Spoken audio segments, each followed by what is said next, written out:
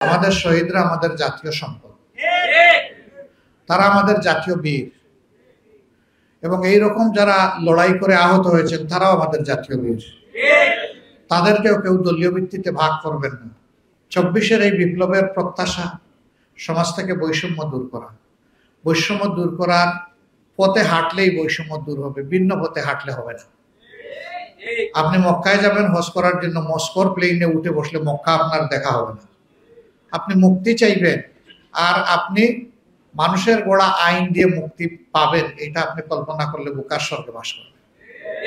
সমস্ত সৃষ্টির যিনি স্রষ্টা, তিনি যে আইন দিয়েছেন, মুক্তি কেবল সেই আইন, অন্য কোনো জায়গায় নেই। এই আইনের জন্যই জামাতে ইসলামী লড়াই করে। আসসালামু আলাইকুম ওয়া রাহমাতুল্লাহ। আলহামদুলিল্লাহি রাব্বিল আলামিন ওয়াসসালাতু ওয়াসসালামু আলা রাসূলিহিল কারীম ওয়া আলা আলিহি ওয়া সাহবিহি ওয়া আহলি বাইতি আজমাইন, আম্মা বাদ। বাংলাদেশ জামাত ইসলামী ঢাকা মহানগরীর দক্ষিণের উদ্যোগে সম্প্রতি জুলাই বিপ্লবে আহত ভাই বোনদেরকে নিয়ে আজকের এই আয়োজন। এই আয়োজনের সম্মানিত সভাপতি, মহানগরের সম্মানিত আমির, কেন্দ্রীয় নির্বাহী পরিষদ সদস্য জননেতা জনাব নুরুল ইসলাম বুলবুল, বাংলাদেশ জামাত ইসলামীর কেন্দ্রীয় অ্যাসিস্ট্যান্ট সেক্রেটারি জেনারেল জনাব মৌলানা আব্দুল হালিম, মঞ্চে বসা সম্মানিত নেতৃবৃন্দ, আহত ভাই ও বোনেরা, সুধীমণ্ডলী, সাংবাদিক বন্ধুগণ, আমি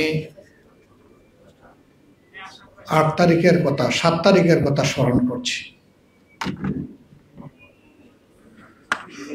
ময়দানকে মোটামুটি শান্ত রেখে, শান্ত করে আমরা গিয়েছিলাম আহত ভাই বোনদেরকে দেখার জন্য ঢাকা মেডিকেল কলেজ হাসপাতালে। তারপরে পর্যায়ক্রমে আমরা গিয়েছি সরওয়ার্দী পঙ্গু হাসপাতাল এবং সাভারের সিআরপিটি। ঢাকায় এই 3টি হাসপাতাল দেখার, আহত ভাই বোনদের কাছে যাওয়ার আল্লাহ আমাদেরকে সুযোগ দিয়েছিলেন, আলহামদুলিল্লাহ।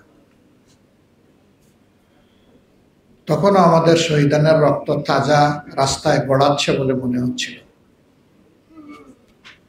হাসপাতালের বেডে ভাই বোনেরা যন্ত্রণায়, কষ্টে পড়ে আছে।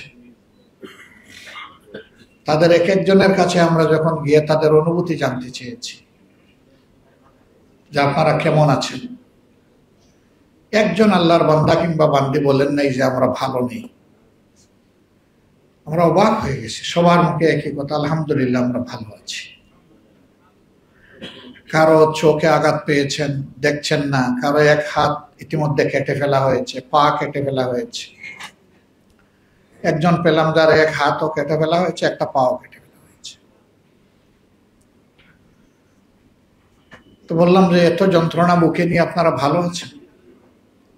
বললে আলহামদুলিল্লাহ ভালো আছি। এখন আপনাদের অনুভূতি কেমন, কেমন লাগছে? আবার বললো যে ভালো লাগছে। কি জন্য আপনাদের এই ভালো লাগা?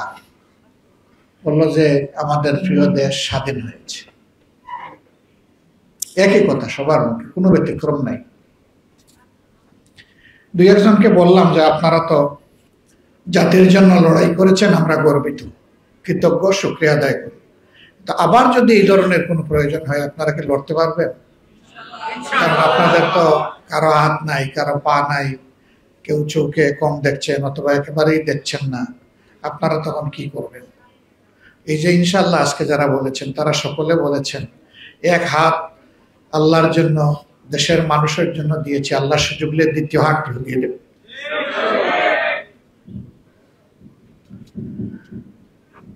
এক পা চলে গিয়েছে, অসুবিধা নাই, প্রয়োজনে আরেক পা দিয়ে দেব। তবুও কোনো ফেসিবাদকে আমরা বরদাস্ত করবো না। ফেসিবাদেরা মানুষ নয়, মানুষ হলে মানুষকে এইভাবে খুন করতে পারে না। আপনারা দেখছেন অনবরত মিডিয়া আসছে, তিনি বাহিনী প্রধানদেরকে হুকুম করেছিলেন যত মানুষ খুন করে হয় আমার গদি ঠিক রাখো। কত বড় নির্দয়, কত পাষাণ হলে এইরকম নির্দেশ দেওয়া যায়। ও মাকার ও মাকার আল্লাহ আল্লাহু খায়রুল মাকিরিন। জাতির বিরুদ্ধে যারা ষড়যন্ত্র করে, আল্লাহ পক্ষ থেকে আল্লাহ হুঁশিয়ারি দিয়ে বলছেন, মনে রাখিও আল্লাহর চাইতে বড় কৌশলী কেউ নাই। আল্লাহর কৌশল যখন প্রয়োগ করা হবে তখন আল্লাহ কঠোরভাবে পাকড়াও করবে। তাদের পরিণতি বাংলাদেশের মানুষ স্বচক্ষে দেখছে। কিন্তু আমাদের এই ভাই বোনেরা এখনো যন্ত্রণা বয়ে বেড়াচ্ছে। বিশেষ করে চোখের ব্যাপারটা খুবই সেন্সিটিভ। চোখ দুটো চলে গেছে এরকম লোকের সংখ্যা প্রায় 500। একটি চোখ দারুণ ক্ষতিগ্রস্ত, সেই রকম লোকের সংখ্যা আমাদের হিসাব অনুযায়ী 750। এই দুইটা জায়গা আমাদের কাছে বড় কষ্টের। পা নাই, হাত নাই, হয়তো আর্টিফিশিয়াল লিম লাগাই কোনো সুরত আমাদের ভাইয়েরা বোনেরা চলতে পারে, কিন্তু জীবনের আলো যাদের নিভে গেল, আল্লাহর সৃষ্টি তারা আর দেখবে না। দ্রুত তাদের জন্য কোনো চিকিৎসার ব্যবস্থাও সরকার কিংবা আমরা কেউ নিতেও পারলাম। চাইলেই সবকিছু হয় না, আবার চাইতে হয়, না চাইলে হয় না, দুটাই লাগে। আমরা সরকারকে তখন বলেছিলাম যারা শহীদ হয়েছেন তাদের আপনজন তো একটা শান্তি পেয়ে যাবে এক সময়, কিন্তু যারা আহত হয়েছে তাদের দিকে নজর দেন অগ্রাধিকারের ভিত্তিতে। সরকার তখন বলেছিল যে আমরা তাদের সমস্ত চিকিৎসা নিশ্চিত করব, দেশে হোক বিদেশে। আমার জানা মতো দেশে কিছু চিকিৎসা দিলে ওইটা পর্যাপ্ত নয়, এবং বিদেশের ব্যাপারে এখনো বড় কিছু সরকার করতে পারে। আমরা একটা সংগঠন, আমরা মূল দিন থেকেই আমাদের অগ্রাধিকার দুটো ছিল, প্রথমে শহীদ পরিবার, এরপরে আহত ভাই বোন। আমরা শুধু ঢাকা না, সারা বাংলাদেশে বলে দিয়েছিলাম যে আমাদের যা সামর্থ্য আছে তাই নিয়ে আমাদের আহত ভাই বোনদের পাশে দাঁড়ান, আর শহীদদের ব্যাপারটা কেন্দ্র থেকে আমরা দেখব। আলহামদুলিল্লাহ আমাদের সবগুলা শাখা তাদের সামর্থ্য অনুযায়ী দিয়েছে। তারা যে বিশাল কোনো উপকার আপনাদের করতে পেরেছে তা না, বরঞ্চ আমরা আপনাদের পাশে গিয়ে কৃতজ্ঞ হয়েছি, ধন্য হয়েছি, যেতে পেরেছি, দোয়া চাইতে পেরেছি। এটা আমাদের সৌভাগ্য। আলহামদুলিল্লাহ আপনারা সুযোগ করে দিয়েছেন। একজন শহীদের বাড়িতে আমরা যাওয়ার জন্য অপেক্ষা করতে হয়েছে আমাদের প্রায় 14 দিন। তারা কাউকে এলাও করছে। এরপরে তারা এলাও করলো, আমরা গেলাম। যাওয়ার পরে তারা বলল যে এই ব্যাপারে আসা আপনাদেরটাই প্রথম, আপনাদেরটাই শেষ, আমরা আর কাউকে এলাও করব না। কেন আমাদেরকে এলাও করলেন? বললো যে আমরা বহু বিচার বিবেচনা করে দেখেছি যে আপনারা দুনিয়ার কোনো স্বার্থে নয়, আসলে আল্লাহর জন্য আপনারা ছুটাছুটি করছেন। আমরা এও বিচার করে দেখেছি যে আপনারা ছাড়া আর কেউ এই ব্যাপারে কোনো দায়িত্ব নেয়নি, সরকারও না। তাই আপনাদেরকে আমরা আহ্বান জানালাম। আমরা সবগুলা শহীদ পরিবারে আমাদের সামর্থ্য অনুযায়ী আমাদের মানবিক দায়িত্বের জায়গা থেকে চেষ্টা করেছি কিছু করার, কিন্তু এই পরিবারটি আমাদেরকে বলল যে আমাদের কোনো কিছুর প্রয়োজন নেই, আমরা এই ধরনের কিছু নিব না কারো কাছ থেকে। বললো যে আমার সন্তান তো আমার জন্য রুজি করে তার অ্যাকাউন্টে সে 24 লক্ষ টাকা রেখে গেছে। সে একজন ছাত্র, আউটসোর্সিং করতো, এই টাকা সে জমিয়েছে। তার টাকা দিয়ে এখন আমি আমার স্ত্রী দুইজন ইনশাল্লাহ আগামীকালকেই আমরা উমরায় যাচ্ছি। আমাদের প্রয়োজন নেই টাকা। এই টাকা দিয়ে যারা কষ্টে আছে তাদেরকে আপনারা সহযোগিতা করেন। তাদের এই আচরণ আমাদেরকে খুবই মুগ্ধ করেছে। ছেলেটার নামও মুগ্ধ। আল্লাহু আকবার। আবু সাইদের বাড়িতে গিয়েছিলাম। এটাও ঠিক যে আমাদের আগে কেউ যায়নি। সেখানে যাওয়ার পরে তার মা বাপের মুখ দেখার সুযোগ আমাদের হয়েছে। একটা অতি গরিব ফ্যামিলি, একটাই সন্তান, তাদের উচ্চশিক্ষার একটু সুযোগ পেয়েছিল। বাকি কেউ, আমার ধারণা, আমি জিজ্ঞেস করি নেই লজ্জায়, তাদের অবস্থা দেখে মনে হয়েছে কেউ এসএসসি পাস করে নেই। এর নিচে সবার অবস্থা। সেই ছেলেটা গোটা দুনিয়াকে কাঁপায় দিল, সাহসিকতার সাথে ডানা মেলে দিল আর বুক পেতে দিল। সে আশা করেছিল যে তার দেশের পুলিশ অন্তত তার বুকে গুলি মারবে না, কিন্তু একটা দুইটা তিনটা মারল, মেরে শেষ করে দিল ছেলেটাকে। এই ছেলের জন্য জাতি গর্বিত এবং আমরা কৃতজ্ঞ। আল্লাহ তাআলা এই ধরনের ছেলে, এই ধরনের মেয়ে বেশি বেশি করে আমাদের মাদের গর্বে জন্মদান করুন, দোয়া করি। এই বীরই আমাদের দরকার বেশি বেশি। এই পরিবার এখন জাতীয় সম্পদ, যত শহীদ পরিবার সবগুলো জাতীয় সম্পদ। কেউ কেউ দলের কতজন শহীদ হয়েছে বলেছেন, আমরা কিচ্ছু বলবো না। আমরা শুধু বলবো যে মেহেরবানি করে কেউ দলের ভিত্তিতে আমাদের শহীদদেরকে ভাগ করবেন না। আমাদের শহীদরা আমাদের জাতীয় সম্পদ, তারা আমাদের জাতীয় বীর, এবং এই রকম যারা লড়াই করে আহত হয়েছেন তারাও আমাদের জাতীয় বীর। তাদেরকেও কেউ দলীয় ভিত্তিতে ভাগ করবেন না। তাদের প্রতি আমাদের সকলের কর্তব্য, আর আমরা তাদের কাছে ঋণী, এটা যেন সবসময় আমাদের মনে থাকে। ২৪-এর এই বিপ্লবের প্রত্যাশা সমাজ থেকে বৈষম্য দূর করা। বৈষম্য দূর করার পথে হাঁটলেই বৈষম্য দূর হবে, ভিন্ন পথে হাঁটলে হবে না। আপনি মক্কায় যাবেন হজ করার জন্য, মস্কোর প্লেনে উঠে বসলে মক্কা আপনার দেখা হবে না। আপনাকে মক্কার প্লেন ধরতে হবে, জেদ্দার প্লেন ধরতে হবে, মদিনার প্লেন ধরতে হবে যদি আপনি সেখানে যেতে চান। আপনি মুক্তি চাইবেন, আর আপনি মানুষের গড়া আইন দিয়ে মুক্তি পাবেন, এটা আপনি কল্পনা করলে বুকার স্বর্গে বাস করবেন। সমস্ত সৃষ্টির যিনি স্রষ্টা, তিনি যে আইন দিয়েছেন, মুক্তি কেবল সেই আইন, অন্য কোনো জায়গায় নেই। এই আইনের জন্যই জামাতে ইসলামী লড়াই করে। অন্যরা কি জন্য লড়াই করেন তারা বলতে পারবেন, তবে তাদের সাথে একান্ত আলোচনায় অনেকে বলেন যে ভাই, আমি যদি না থাকি আমার দল দিয়ে কি হবে? আগে দেখবো আমি কোথায় আছি, আমার পর ঠিক আছে কিনা, আমি অমুক হইতে পারলাম কিনা, তমুক হইতে পারলাম কিনা। যদি আমি পারি আমার রাজনীতি ঠিক, যদি আমি না পারি আমি রাজনীতি করবো না। আর জামাতে ইসলামের বক্তব্য এই ক্ষেত্রে ভিন্ন, যে জীবনেও যদি আমরা ক্ষমতায় না যাই, কোনোবারের জন্য একজন এমপিও যদি আমাদের নির্বাচিত না হয়, একজন মন্ত্রীও যদি আমরা ভবিষ্যতে না পাই, এই জন্যে আদালতে আখেরাতে আমাদের নাজাত আটকা পড়বে না। আমাদের নাজাত আটকা পড়বে আল্লাহ যে বিবেক দিয়েছেন, সেই বিবেক অনুযায়ী মানুষকে যদি সম্মান করতে না পারি, মানুষকে যদি ভালোবাসতে না পারি, তাহলে আমাদের নাজাত আটকা পড়ে যাবে। আমরা আমাদের সহকর্মীদেরকে একটাই কথা বলি, মানুষ আশরাফুল মাখলুকাত, মানুষকে বেশি করে সম্মান করো এবং মানুষকে বেশি করে ভালোবাসো। এই ভালোবাসা এবং সম্মানের জায়গাটা আমরা ধরে রাখতে চাই। আপনারা আমাদের জন্য দোয়া করবেন। আপনাদের সাথে আমরা আছি ইনশাআল্লাহ। আমরা সরকার নই, তারপরও দুইটা দেশকে আমরা অনুরোধ করেছিলাম যে কিছু উন্নত চিকিৎসার তোমরা আমাদের জন্য ব্যবস্থা করো। সরকার করবে তার জায়গা থেকে, আমরা বলতেছি আমাদের জায়গা থেকে। আমাদের অনুরোধে একটা দেশ থেকে তাদের টিম পাঠিয়েছিল, তারা মাসখানেক এখানে পুরো একটা টিম 1 মাস তারা সার্ভিস দিয়ে ব্যাক করেছে, আমরা তাদের কাছে কৃতজ্ঞ। আরেকটা দেশকে আমরা বলেছি আমাদের এই 2 সেক্টর, আমাদের চোখ হারা ভাই বোন আর আমাদের হাত পা হারা ভাই বোন, এদের জন্য তোমরা একটু করো। তারা আশ্বাস দিয়েছে, তবে আমরা সরকারকে বলেছি সরকার প্রধান যেন তাদের প্রধানকে একটু ফোন করে এই ব্যাপারে একটু কিছু বলেন। তিনি বললেই বাকি কাজটা সহজ হয়েছে এবং তারা এখন মানসিকভাবে প্রস্তুত। কিন্তু রাষ্ট্রের একটা নিয়ম কানুন আছে, এটা রাষ্ট্রকেই করতে হবে। আমরা ইনশাল্লাহ এই ক্ষেত্রে সর্বাত্মক সহযোগিতা।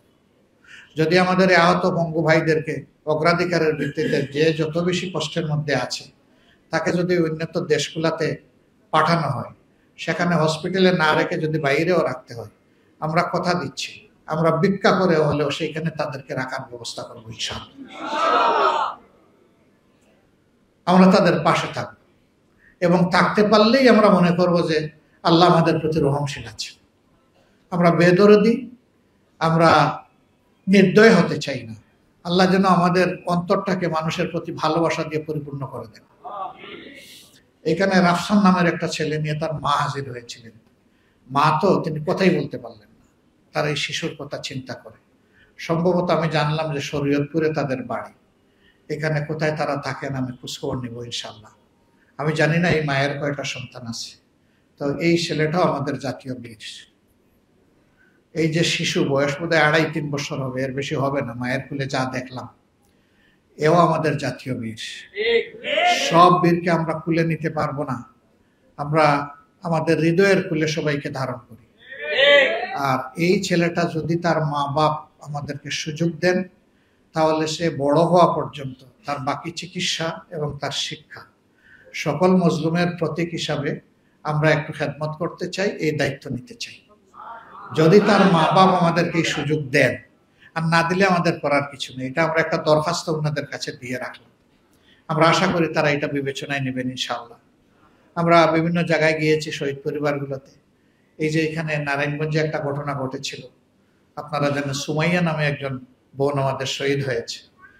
তার বাচ্চা সুবাইয়া, তাকে দেখতে গিয়েছিলাম, তখন কয়েক মাসের শিশু সে কেবল। তো ওকে খুলে আমরা নিতে পেরেছিলাম। আমরা সবার পারি নাই, বলেছিলাম যে এই শিশু এখন আমাদের শিশু। এই শিশুকে নেওয়ার জন্য অনেক শিল্পপতি তারা চেয়েছেন যে তাদের মেয়ে বানিয়ে নেবেন। এরা জবাব দিয়েছে, সর্বপ্রথম যাদেরকে এই শিশুর দায়িত্ব আমরা দিয়েছি তারাই আমাদের জন্য যথেষ্ট। মানে তারা জামাতে ইসলামের হাত থেকে এটা নিয়ে অন্য কারো হাতে দিতে চাচ্ছেন না। তারা আমাদেরকে কৃতজ্ঞ করেছেন, আলহামদুলিল্লাহ। আল্লাহ তাদের মর্যাদা অনেক বাড়ায় দিন। রাজশাহীতে একটা বোন ভাই, তিনি শহীদ হয়েছেন, তিনি রিক্সা চালাতেন। তো তার পরিবারে গিয়েছিলাম, তার ভাইয়েরা, তার মা এবং শহীদের স্ত্রী তারা এসেছিলেন। তো আমি ওই মেয়েটাকে জিজ্ঞেস করেছিলাম, মা তুমি কেমন আছো? তো মেয়েটা কেঁদে দিল, কেঁদে দিয়ে বললো, আলহামদুলিল্লাহ আমি তো ভালো আছি, কিন্তু আমার গর্বের সন্তানের কি হবে, আমি তো 6 মাসের অন্তঃসত্ত্বা। খুব কেঁদেছিল মেয়েটা, ভীষণ খারাপ লেগেছে যে আমরা তো গরিব হলেও 4টা ভাত খেয়ে চলছিলাম, শান্তিতে ছিলাম, স্বামী চলে গেল, আমি বিধবা হলাম, কিন্তু আমার এই সন্তানের কি? আমরা তাকেও বলেছিলাম যে আলহামদুলিল্লাহ তোমার সন্তান এখন থেকে জাতীয় সন্তান, আর আমরা যা খাবো তোমার সন্তানও তা খাবে, তোমার পরিবারও তা খাবে ইনশাল্লাহ। সেই মাস থেকে আলহামদুলিল্লাহ তাদের পাশে আমরা আছি, আমরা থাকবো ইনশাল্লাহ, থাকবো। আমরা এরকম আরো কিছু পরিবারে গিয়েছি এবং তারা আমাদেরকে এই সুযোগটা দিয়েছেন, আমরা তাদের কাছে কৃতজ্ঞ। আমরা যদি 24,000 ফ্যামিলি যারা আহত হয়েছেন সবার কাছে এরকম দায়িত্ব নিয়ে যেতে পারতাম, আল্লাহর সেজদায় পড়ে যে কত না শুকরিয়া আদায় করতাম। তবে হ্যাঁ, আল্লাহর ভান্ডারে কোনো কমতি নাই। আমরা চাই আমাদের হাতটা আল্লাহ যেন তার মেহেরবানি দিয়ে লম্বা করে দেন, আপনারা দোয়া করবেন। আমরা এইভাবেই থাকতে চাচ্ছি সবার সাথে। আমরা এই দেশটাকে একটা ভালোবাসার দেশ, একটা বরকতময় দেশ, একটা মর্যাদার দেশ হিসেবে আমরা গড়ে তুলতে চাই।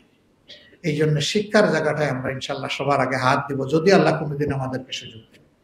শিক্ষা যে জাতির ঠিক হয়েছে, সেই জাতি ঠিক, সেই জাতি মর্যাদার জাতি, সেই জাতি বিশ্বে মাথা উঁচু করে দাঁড়াতে পারে। আর শিক্ষা যাদের এলোমেলো, শিক্ষায় কোনো দিক নির্দেশনা নাই, কোনো উদ্দেশ্য নাই, উদ্দেশ্যহীন ভেলার মতো সাগরে বাসে, ওই দেশ এবং জাতি কখনো মাথা উঁচু করে দাঁড়াতে পারে। আমাদের দেশে সকল মানুষের আর্থিক অবস্থা সমান নয়। সরকারের দায়িত্ব হবে যাদের আর্থিক সঙ্গতি নেই তাদের পূর্ণ দায়িত্ব নিয়ে সন্তানদেরকে সুশিক্ষা নিশ্চিত করে। আমাদের দেশে এটা করা হয় না বলে অসংখ্য মেধা ঝরে যায়, বিপদগামী হয়ে সন্ত্রাসীতে পরিণত হয় অনেকে। এটা সমাজের জন্য ভালো কোনো লক্ষণ না, এবং এর জন্য সমাজ দায়ী, সরকার দায়ী। সবাই গিয়ে নিজের গদিতে কিভাবে আসবে আর থাকবে এই নিয়ে ব্যস্ত থাকে। মানুষের পাটা কিভাবে ধোয়াবে, মানুষের কষ্ট কিভাবে দূর করবে সেই চিন্তা করতে চায় না। ওই চিন্তার মানুষ যতদিন পর্যন্ত বাংলাদেশের দেশের দায়িত্বে না যাবে, এই জাতির ভাগ্যের কোনো পরিবর্তন হবে না। যারা যাবে তাদের কপালের পরিবর্তন হবে, কিন্তু জাতির কপালে দুর্ভোগ আসবে। আমরা সেই রকম একটা আগামী চাই, নতুন বাংলাদেশ চাই। এই বাংলাদেশের সাথে আপনারা থাকবেন ইনশাআল্লাহ। আবার যুদ্ধ করতে রাজি আছেন? আল্লাহ তাআলা আপনাদেরকে তাইয়্যিব হায়াত দান করুন, সেহাতে কামেলা এনায়েত করুন। শহীদদেরকে আল্লাহ তাআলা আল্লাহর একান্ত মর্যাদার বান্দি হিসেবে কবুল করুন। আহত ভাইদের অন্তরে আল্লাহ তাআলা তার প্রশান্তির হাত বুলিয়ে দিন এবং সুস্থতার পূর্ণ নিয়ামত এনায়েত করুন। আপনারা আমাদের জন্য দোয়া করবেন, প্রিয় দেশের প্রতি আল্লাহ যেন রহমত এবং শান্তির ফয়সালা নাজিল করেন। বেশি বেশি করে দোয়া করবেন, কারণ আপনারা মজলুম, আপনারা যোদ্ধা। আমার বিশ্বাস আপনাদের চোখের পানি আল্লাহ কবুল করবেন। সবাইকে শুকরিয়া, এখানে কষ্ট করে আপনারা এসেছেন। আসসালামু আলাইকুম ওয়া রাহমাতুল্লাহি ওয়া বারাকাতুহু।